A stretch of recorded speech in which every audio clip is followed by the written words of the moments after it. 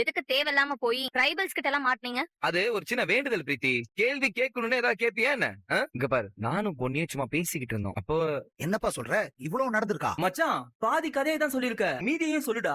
சும்மா அது என்ன மீதி கதை? வேற என்ன நடந்துச்சாங்க? ஏப்பா வேற ஏதாவது பிரச்சனை ஆயிருச்சா? அது ஒரு பிரச்சனைலாம் ஒண்ணு இல்லப்பா. அந்த கூட்டத்தோட தலைவரோட பொண்ண மரக்கிளை உடைஞ்சு விழுறப்ப நான் தான் காப்பாத்தினேன். அதுக்கான நன்றி கடனா எங்களை தங்க வச்சு அடுத்த நாள் காலையில மாலை மாத்த வச்சு. என்னது மாலை மாத்தனீங்களா? மாலைனா மாலை மாத்துறது இல்ல, அது எங்க 2 பேருக்கும் இந்த மாலை மரியாதை எல்லாம் பண்ணி அனுப்பிச்சு வச்சாங்களா, அததான் சொல்ல வராம. இல்லடா வேற ஒண்ணும் இல்ல. மாமா இந்தாங்க குடிங்க. அப்படி வச்சிருமா, குடிச்சுக்கிறேன். சூடா இருக்கும் போதே குடிச்சிட்டா நல்லது மாமா, அதனால உடனே குடிச்சிருங்க. சரி, மாலை மரியாதைலாம் பண்ணாங்க, அப்புறம் என்ன ஆச்சு? இவன் முழு கதையும் கேட்க விட மாட்டாப்படியே. மாமா உங்களை தான் கேக்குறேன்.